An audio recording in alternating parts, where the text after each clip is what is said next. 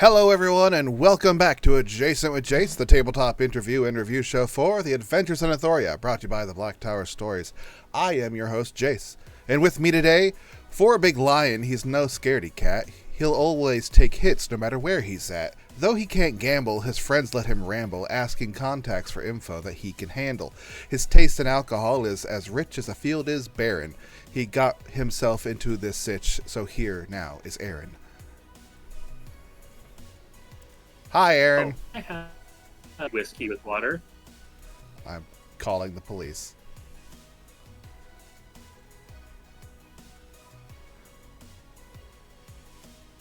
How are you today, Jace? I'm okay. For some reason, it's getting all kind of choppy, and I don't know why. It only does that for Adjacent with Jace. It doesn't do that for the regular stream. And I don't know why. Yeah, I was noticing that. It's odd that a stream with 6 people, flawless, no issues. Stream with 2 people, major issues, sudden catastrophe.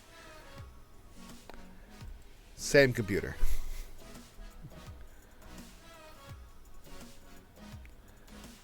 Let's see.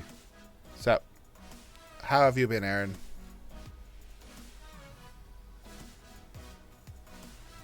I've been okay. Just working, breathing in the nice smoky air. All the way. Are you still in Montana?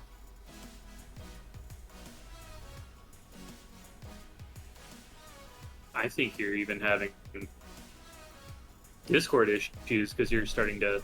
I only got half of that. I'll repeat myself. Are you still in Montana? North Dakota. Oh. South Canada.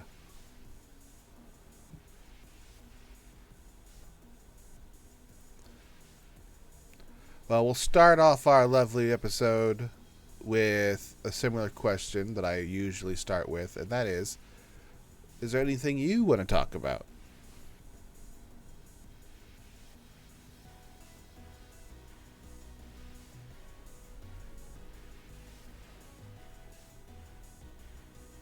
I have information that I am trying to keep private at the moment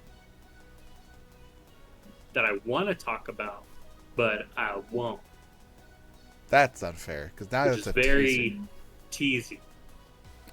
If I had known that, I would have asked you to do a 2 truths, 1 lie today, but I didn't want to put that pressure on you. But if I'd known there was juicy information, then that would have been perfect. But no. And I can't wait 3 months for you to come on again.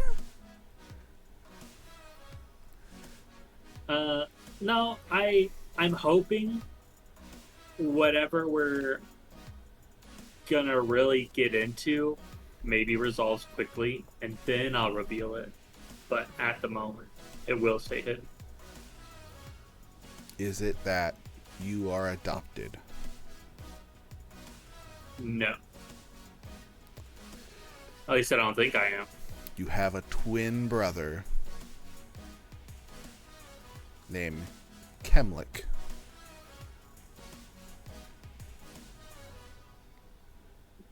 No. What's the? Did you randomly All generate? great options. Did you randomly generate the name Kelmac, or was that something you thought of? I slammed the random generator name, and it came up with something near it, and I was like, change it. Kelman. And then when I finally finished the character, I realized it was very, very adjacent to Caleb. I mean, we had Gander, Gorbeck. Those are 2 G's immediately. We had Ari and Arthur. No, Arthur, Volred. No.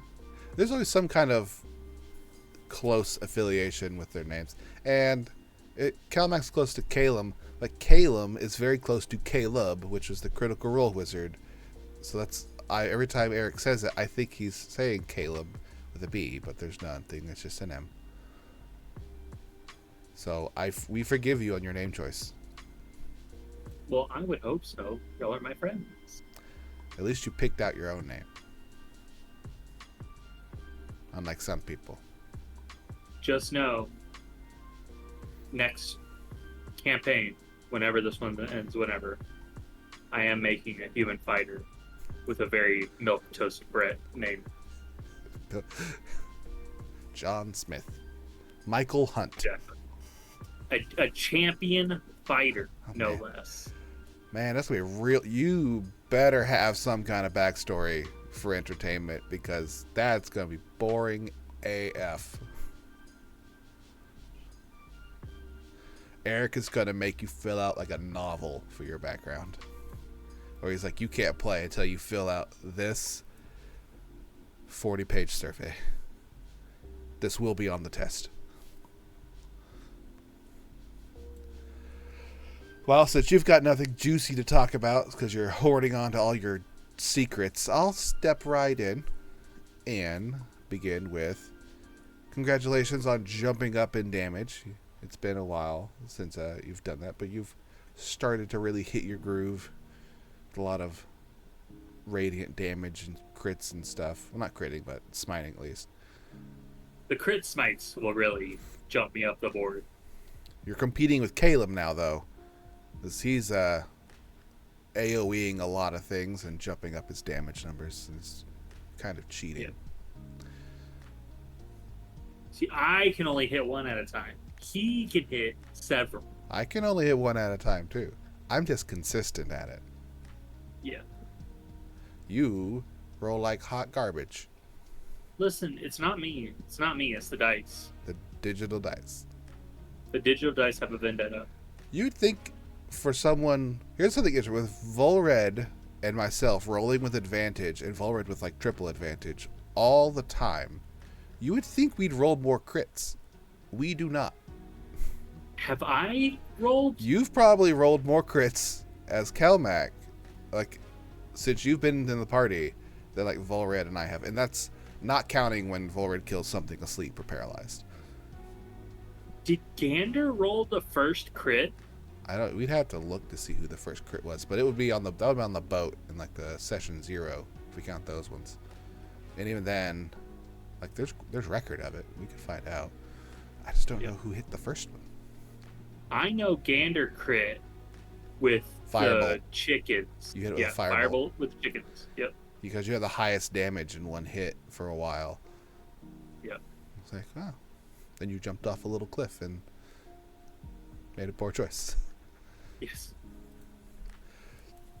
When we were playing on Tuesday, we had some new viewers pop in, and they were asking for some like halfling shenanigans.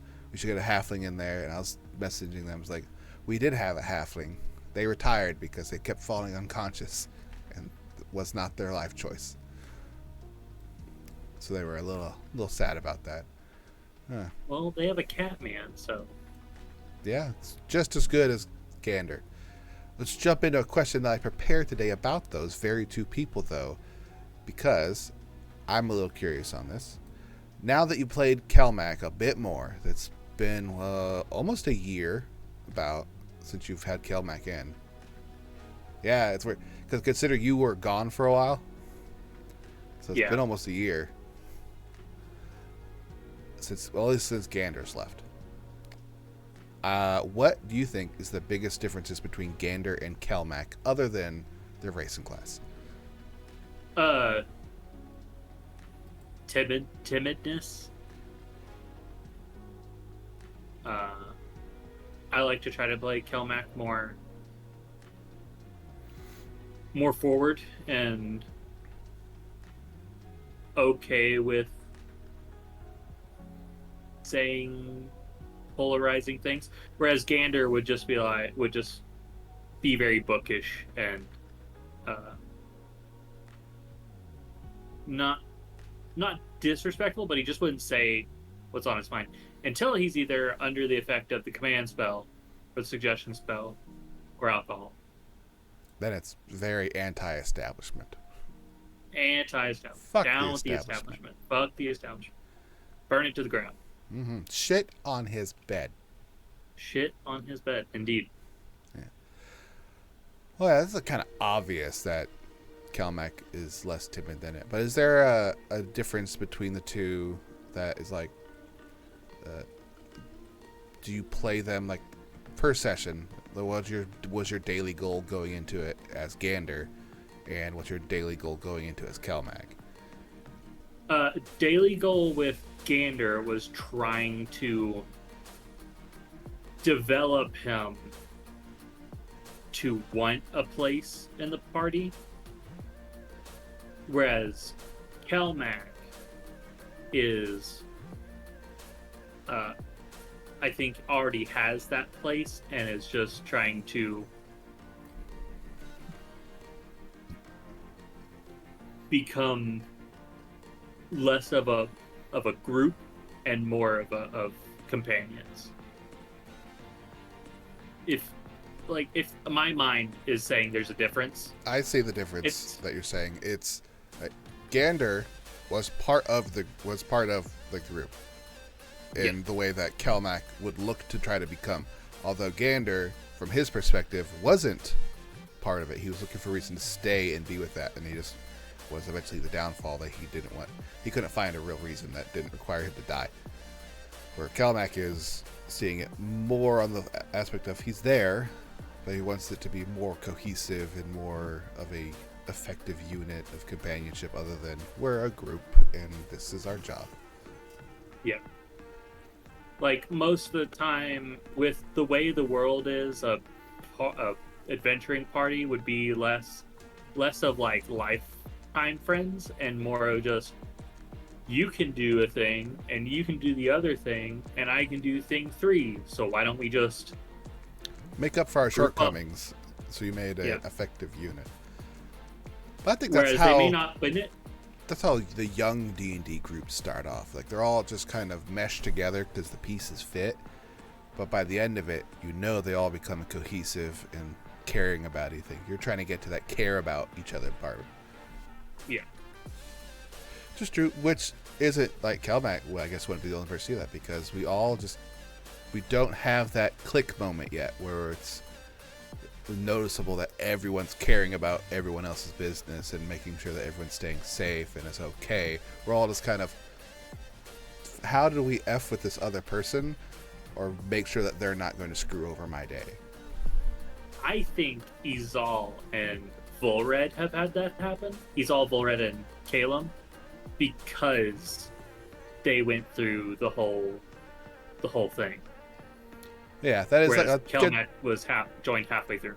Which is the downside of switching off your character because like we already have an establishment with the other characters. And like, well, you switch them off, now you gotta you're starting off at 0 where everyone else is at 50. So yeah, but I think we're slowly getting there. But I agree with what you said. We need that click moment. There was a couple of moments in the last campaign where there's definitely emotional situations that like, okay, every person kind of had a situation where, yeah, this isn't just a group, this is a family. That was happening in the last campaign, but in this one we just haven't had that yet, and because of 2 party members switching off might be a reason for it, because there was no longer that cohesiveness in it. Yeah, I would agree. Who knows? Maybe someone else will die and we'll get that we need one more person to die. I think that'll take care of it. Last campaign we just had Soulfire die all the time. He took care of the death quad. It's like, oh, good. He'll die one more time. We'll get another emotional thing. We'll be good. Just another scar. Piss off Kylantha. Kylantha was cool. Soulfire was in the wrong on that one. Don't ruin a good thing. Kylantha was just down bad. That's what she was. She's got a lot of power. Still alive too. Oh yeah, she is. She was an archdruid, wasn't she? Yeah, an elven archdruid. She's gonna live for a long time. Only thing that's gonna end her is really just murder. That's one of the same reasons why Ari's other character, what the fuck is his name? Serpentine. He's still alive. He was an elven archdruid. So, like, you live forever. Or for a very long ass time. you already have an elf lifespan, and then you crank that Triple back that to shit. like 1 year is the equivalent of 1 day. Just kind of live forever. All right, I I'll got some. live forever. I got some questions here. You haven't been on since this happened. What were your feelings towards the dragon fight? Like, how do you think it went? Did you enjoy it? Yeah, I enjoyed it. I think hindsight 2020. I wish I would have said something, maybe in the moment of getting absolutely blasted by lightning and surviving on like 3 health, I think. You were fine. But I think it was it was a very fun fight in that everyone got to really do something. What I wish we would stop running into is people who teleport. I wasn't worried. We run into the shade of Cavail, I hate which that. can shadow step. You know how many times we've been in a fight where I've been right next to the bad guy and they not like they walk away, but they literally teleport away. You can't hit them with a attack of opportunity. Either They go just, invisible or they walk away and I get nothing. It's happened 7 times. Which does it sound like a lot? Is it? To me, it's a lot. That has happened 7 times. That's 7 different fights. It's not 7 of the same fight where the person just keeps leaving. No, it's happened every fucking time I get next to the person. They disappear or teleport. I understand. 7 too many. I understand the legendary action. They can whisk themselves away. I'm not counting those events. If I was, that number would be bigger. I expect those. It's when they just poof their butts away. And I even looked into like, oh man, can I get a feat to like stop them from doing that? Like I looked at Maid Slayer. Maid Slayer's garbage. It doesn't do anything. I'm like, All it is for concentration. And to hit them when they cast a spell next to you, like, oh, that sucks. It doesn't do anything to the spell. It just lets you hit them. Oh, this is stupid. It's so irritating. I like the dragon fight because it moved around a whole bunch, which is what a dragon should do. I would much rather the dragon move around a bunch and it be a kind of a longer fight than the dragon stay in one spot and everyone just pummel it. That, from my DM perspective, lets me know that this is an easier fight than it's supposed to be. Like, this should be way harder. Dragons aren't stupid. They should move.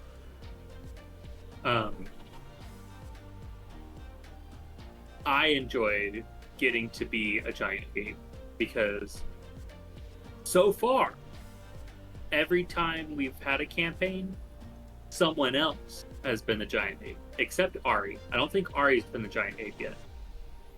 We had another person be the giant ape who is not with us in this campaign. And then I think you were a giant ape. I think you got giant ape. I've been enlarged. I don't think I've been giant aped.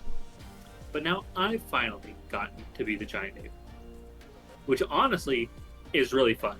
Getting polymorphed because it's a health pool where you really don't have to worry about it. You just gotta like dump as much of that polymorph as you can. The only downside, it takes away from your class abilities. Yeah. Other than that, but free that's HP. okay. Multi-attack is cool. Polymorphs are good. Get out of instant kill issues real fast, especially if you are the wizard. And also if you're a paladin at 3 HP. Yeah, go bad. I wouldn't want to be polymorphed unless I, for some reason, was like at super low. Like I'm talking 20 HP or less. I don't want to be polymorphed. You're really at 20 HP. Anything that's not single digits, I'm pretty much good. I'll just take it and go down or possibly die. I'm fine because it's not Izal. Like, she takes damage. She has more hit points than most of the things I'd be polymorphed into anyway. Like ape, the T-Rex don't have very much hit points. They have like 60 more than I do. I'm a strong one.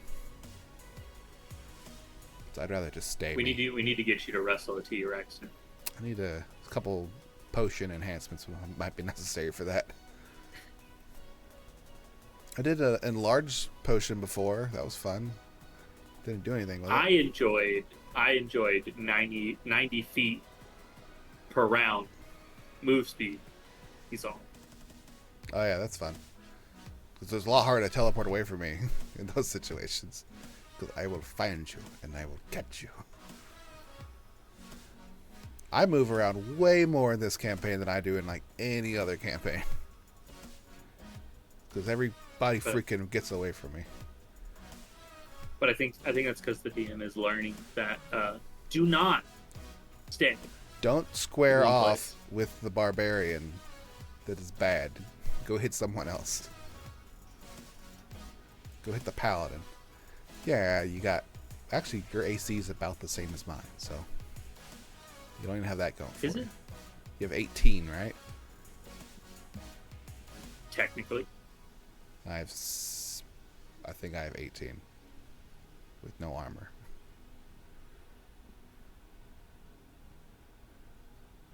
Yeah. Because if I wear a shield and my axe, which I start a turn with, then I do that. When I dual wield, I'm down to 17. So like, because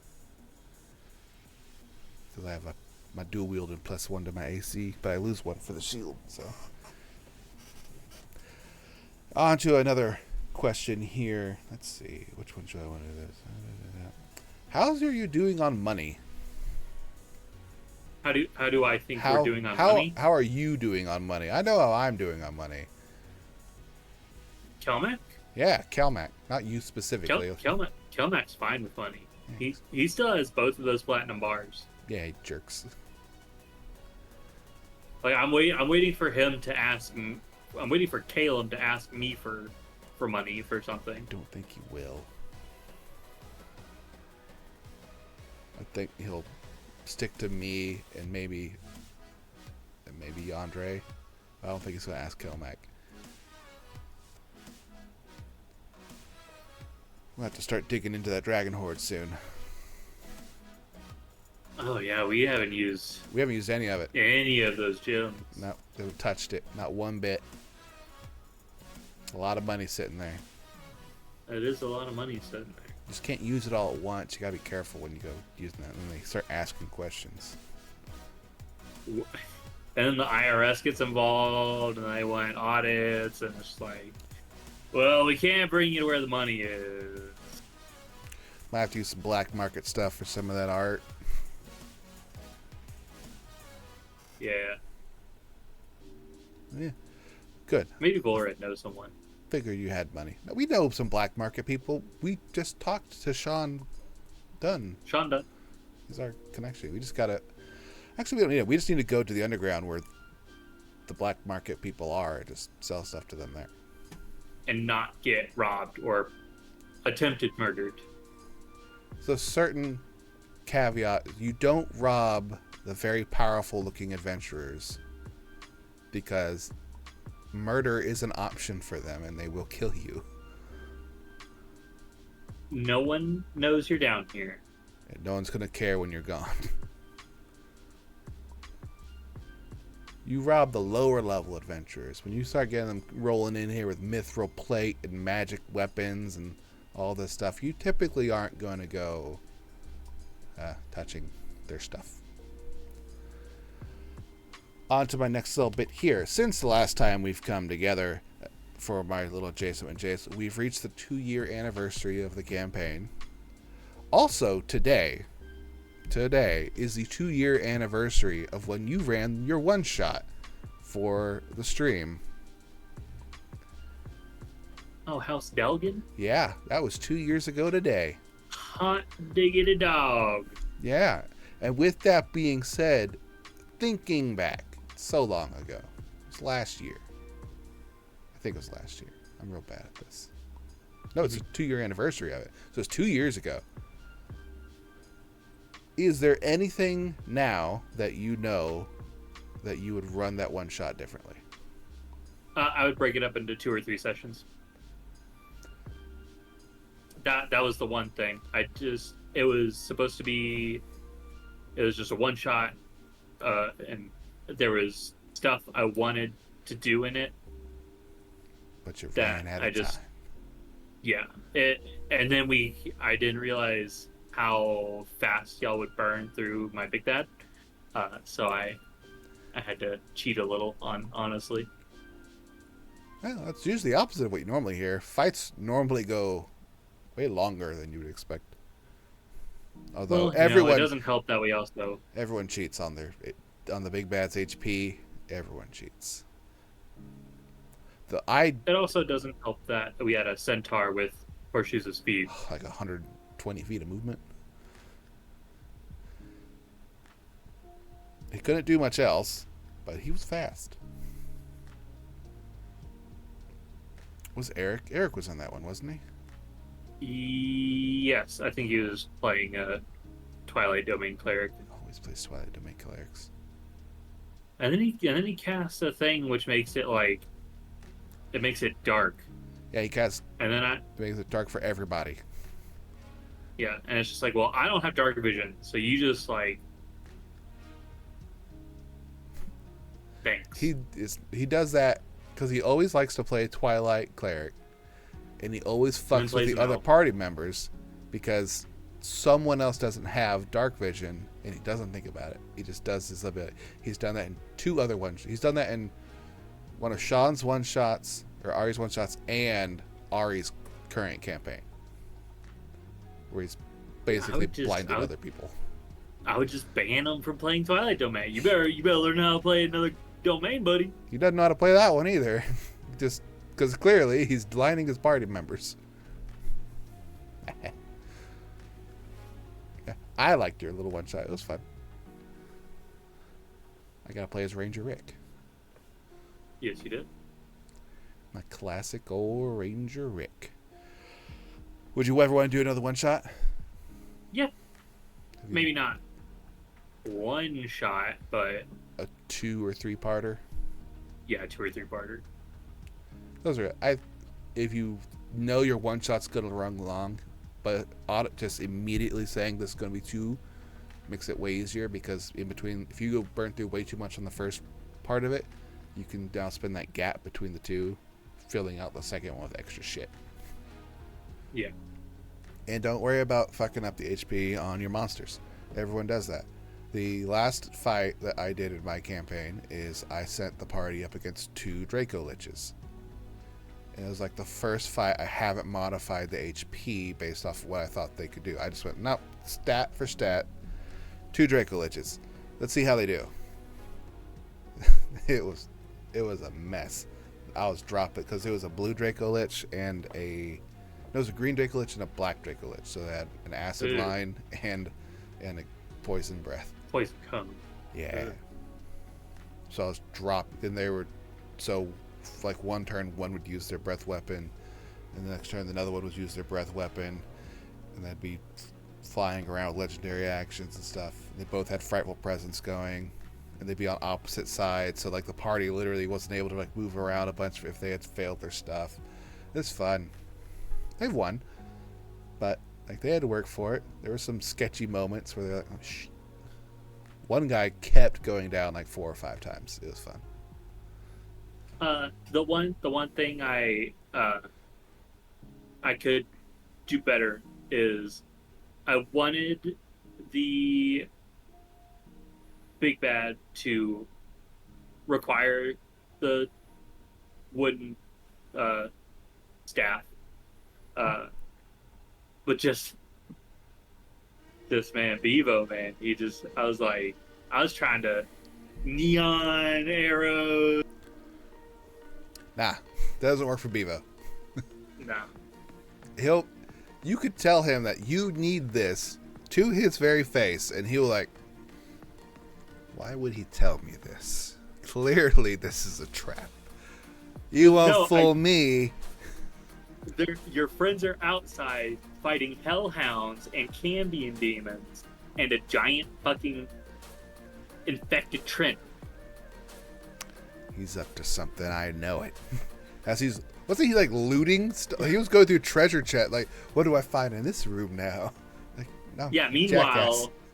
the whole outside is falling apart, and I think I fire breath with the Hellhounds 2 or 3 times, and then y'all were like, "Ooh, I was always in any campaign, other than this one because I'm playing Izal and like tons of HP is the thing. Every fight, I am always worried because I know I'm gonna get fucked over and die every time. And with that mentality, I've survived for so long. So go in knowing that you're in danger. I got another little tidbit here. This is more of a running a game kind of question. Mostly because it was the anniversary of your one shot, so I wanted to ask you a question about it. Is there any rule, if you could make a rule for D&D, what would it be? Or is there any homebrew rules you wish we would use? Weapon special attacks. Like how? There was a TikTok I saw that went through and which is actually implemented in Baldur's Gate 3. Shout out. It's a good game. But like blunt weapons can use a daze attack. Swords can cleave. No. Swords lacerate, which cause a bleed effect. And then axes can cleave. Well, those would be very interesting. And if you've looked into any of the 1D&D homebrew stuff, majority of the regular weaponry all have specific weapon special abilities that they get, and they're not magical. They're just things they can do. Like, certain ones can stun things, push them back, slash them for an extra bit of damage, cause disadvantage on their next attacks. All these kinds of things that you wish these weapons should be able to do, other than a rapier is a D8. A longsword is a D8. I'm going to pick the rapier because I can use dex. And that's the only difference, because the piercing portion doesn't matter. In fact, I believe there's only like maybe 10 monsters that have a specific damage resistance mentioned that's bludgeoning, piercing, or slashing, where it's like bludgeoning resistant, slashing resistant, piercing resistant, or immune. I don't think there's very many that specifically have a thing against those things. So they're just on there for flavor at that point, where it's bludgeoning, piercing, slashing don't mean anything. You're just a different name on a sword for a dice, because they don't do anything. And that's one thing that always killed me with 3.5 and 5e is that there's no, like, why are you using a great axe when you could just use a great sword and just bump the numbers up? I'll tell you why. Because people don't know how crits work in D&D 5th edition. Do you know when you crit on a great axe, you roll double the weapon's damage dice? Correct? Right. What is the weapon damage dice for a great axe? 1d12. What is the weapon damage dice for a greatsword? 2d6. Well, 2 is not a damage type. The damage dice for a greatsword is a d6. When you crit with a greatsword, or you get brutal critical with a greatsword, you are only supposed to add 1d6, not 2d6. I think that's for the critical. I know for the brutal critical rule and savage attacker rule that it only adds 1d6, because the damage dice is what you're adding, not the number of dice. So the crit. Well, we'll have to do a little research on that. On the crit I know part. one of those is it. I just don't know if it also includes the base crit. But yeah. But that's actually information for me. I did not know. Because it goes by damage dice. But 3.5 did have a lot of special attack things you could do, but that came in conjunction with a million feats you had to pick. And you can't do that in 5th edition. So they try to do it with some of the feats, and those feats are some of the most overpowered feats that are around, and most DMs hate them because of how powerful they are in comparison to everything else. Like Sharpshooter and Great Weapon Master. Like, oh, we'll just ignore a portion of the game with ignoring cover with Sharpshooter. You're hidden, so you have advantage. So that kind of cancels out the -5, and then you just get straight +10 the damage. That's not fun. And then Great Weapon Master, when you can compare it to the other martial fighting abilities like dual wielding or duelist, Great Weapon Master is way better. Like 1,000,000 times better. Because you'll suffer at it a little bit in the early, but once you get the to, higher like, the level you get, 8, the less effect it has on your ability to hit something. So like River had Sharpshooter, and I mean, it's just fucking no thoughts, just bam. Turret mode. Yep. Oh no! River ran around. More or less. That's one thing from the 1D&D I hope they keep, is with the weapon specializations that let you do that. Because all the martial classes get certain weapon specializations that they can then add to the weapons that they're using. Like a wizard can't pick up a hammer and get the Daze ability for it because they're not really great with weapons. Now to play a fighter in 1D&D. There's a lot of stuff in there. Stuff I like, stuff I hate. But that's not what this is about. On to the next bit here. This is a very important part. How dare you put whiskey and water together? Listen, I thought we weren't going to talk about this. No, I saved it for the last bit. It's even on the Today's Special board, right there. It says, no water and whiskey. I will no longer serve anyone whiskey and water at the same time. They must be purchased separately.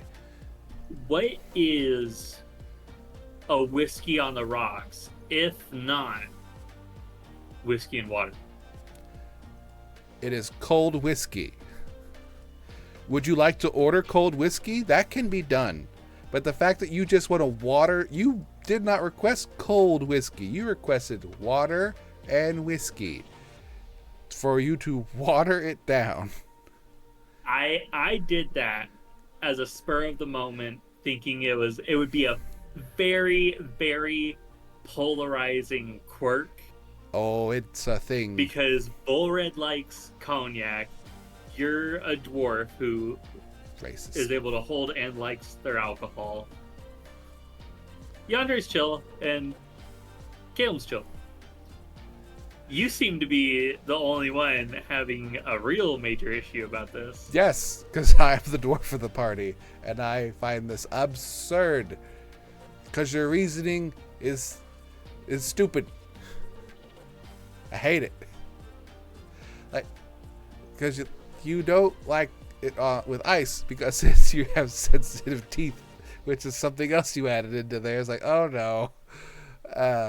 This is like, they could separate it. They could put it with ice and shake it or whatever and then pour that so it's cold and does not have the ice. They can give you cold whiskey. But if they shake it with ice, the alcohol melts the ice and then puts water into the whiskey. For the purpose of making it cold, yes. You are taking water and mixing it with whiskey. But it is, in essence, whiskey. With water. For a different purpose. You want it because it takes away the bite. You giant feline. Like, oh, this whiskey's too spicy. I need some water. It is a guilty pleasure of Calmax because he will drink fire water straight, as observed by him taking a shot with the rest of the crew. And he will drink, liquors, but when asked what his preferred drink is, it is a whiskey with water. But now, every bar I order that at, I can't come back because the barkeep's gonna walk. Because obviously I'm a giant fucking Leonin and shiny mithril plate, and he's just gonna see me and just be like, "Get out! How dare you? Get out right now!" I'm gonna point you out to other people in the bar and have them have issues with it too. Because other bartenders like have the night off, and he's just like, him. That's the whiskey water guy. You have a do not serve poster on the back of the bar, just like him. And then for the reason of mixing water with whiskey. You monster. Can't believe you would do that. It was very funny though, and I really appreciate it. It's like, oh, cool, we got a characteristic. I hate it. I hate you. I hate everything you represent. I'm telling your family. I'm telling your friends. I'm telling the bars. Do not serve this man. Bottom shelf. As I'm walking up to the bar to get a water with whiskey, you run up and pass me. Just do not serve this cat. Do not serve this cat. He is going to order a water with whiskey. So he can mix it like a monster. What? Don't do it. You monster. You horrible, horrible person. I love it. It's not that horrible. I could be like, can I get milk with my whiskey? Which is worse? Water with whiskey or milk with whiskey? You can mix alcohol with milk if it's a mixed drink that requires some milk. But straight up pouring milk in whiskey, I also have an issue with.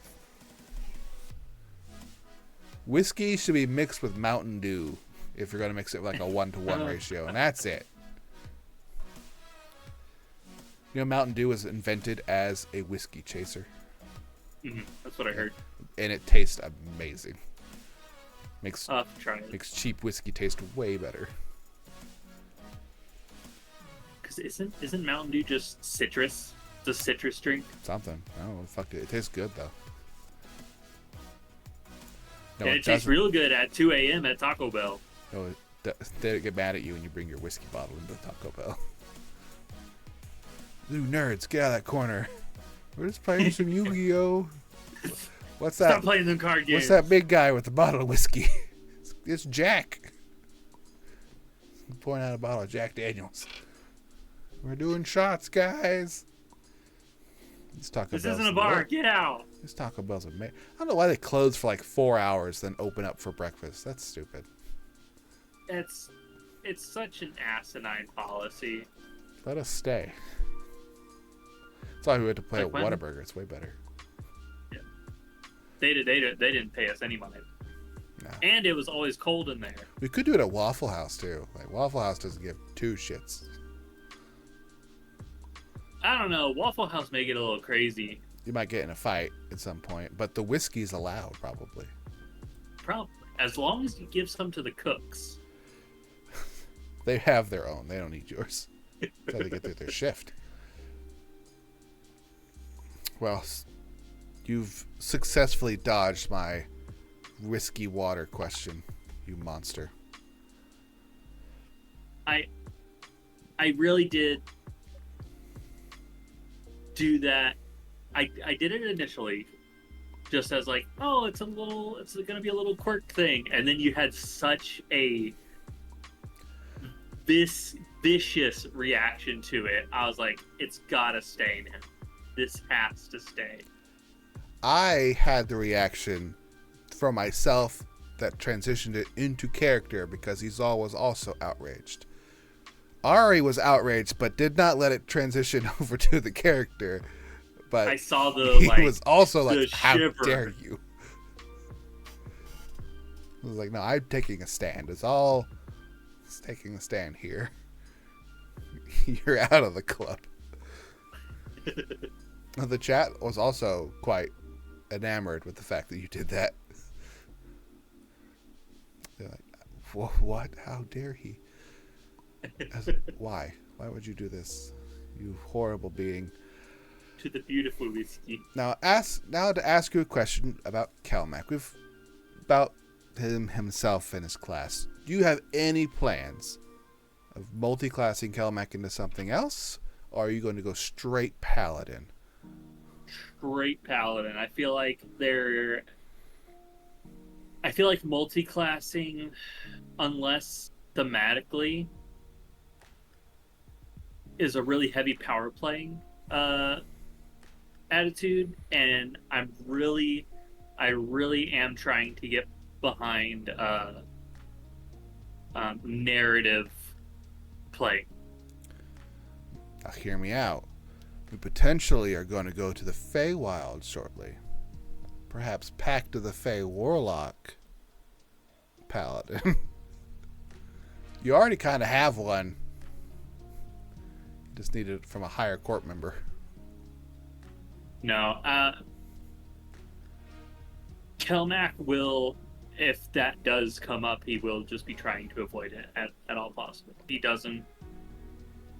That's not his objective. It's not what he sees and what's going to happen with his life. He doesn't want that kind of burden of having a magic sugar daddy. I'm all for Warlock. Give it to me. I don't have the charisma for it, so I could never do that. But I want to. I don't know what I would do with it. I just want the Warlock stuff. It's fun. Eldritch Blast. What the hell am I going to Eldritch Blast for? I'll be raging. I can't. There's no reason to do it because it's just pointless. I can't concentrate on spells and I can't cast them. The only spell that would be good for me to do would be like Armor of Agathis as a temporary HP bump, and then Rage. But that's like a setup, and I don't set up shit. I just get in fights. How high of a level have you looked into your class? I've really only looked at like 16, because after that it doesn't really have a lot, if I remember. It's just more better. More good. Yeah. More stuff as I pull up the Paladin class. What do you get at level 11? Improved Divine Smite, so next level will be the... So you just get an extra D8? Yeah, I'll just get that extra D8 to everything. Yeah, it's fine. I get to resist dying. Yeah, I think...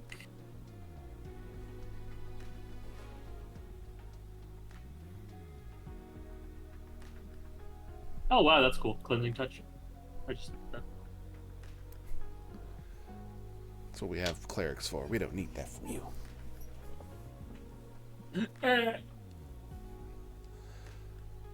I'm waiting for level 14. That's my best level. Yeah. What do you get there? I can't die.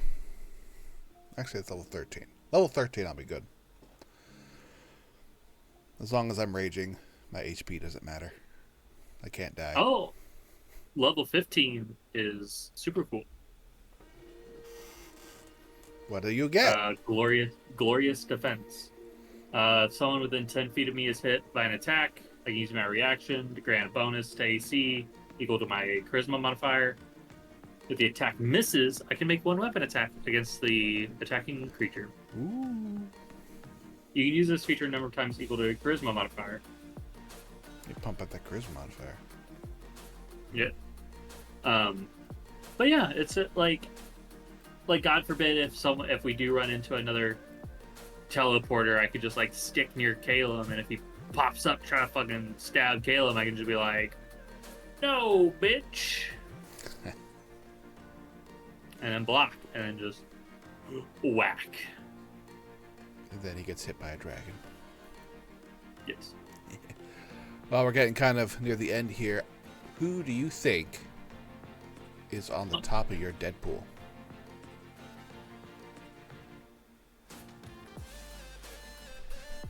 Choose now. It's right at the end, it starts to freeze up. I do apologize, Jace. You did fade away for the couple seconds while you're asking your question. Were you asking about the Deadpool? Deadpool, who do you got?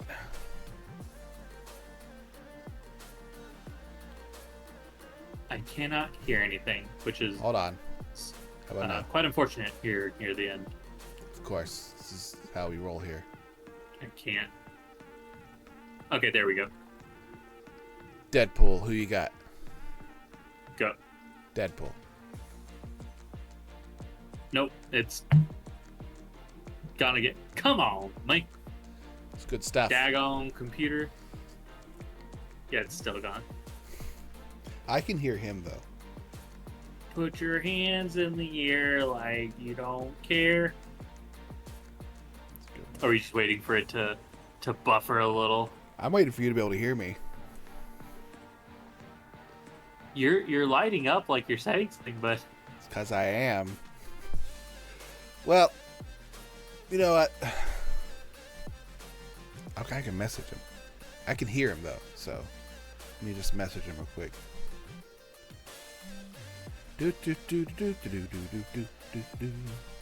Don't mind us, folks. This is all official. yeah, you're. Yep. You're just. I think I'm hearing you now of what you said maybe 10 seconds ago. Don't worry, I messaged Top of him. the Deadpool. I figured this for your asking. Top of the Deadpool. I'm going to keep it Caleb. Caleb. Ooh. Caleb. Okay, there we go. Everything caught up.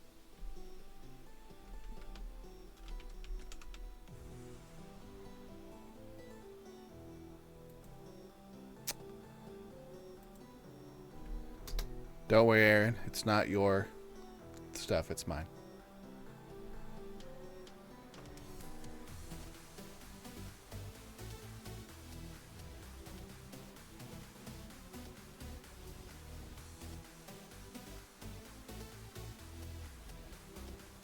I'm telling him to roll a D percentile now. It's weird. Because I can hear him when he talks. And you can hear him when he talks. But there's no communication between the two. So now he's rolling a D percentile so we can see what he gets. Caleb has been voted for 20 times on the Deadpool. Rookie numbers. You can see he's pulling up some type of dice roller.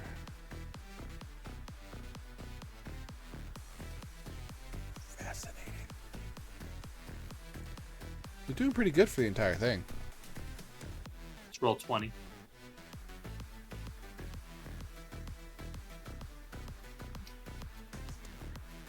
Yes! I don't know what he got.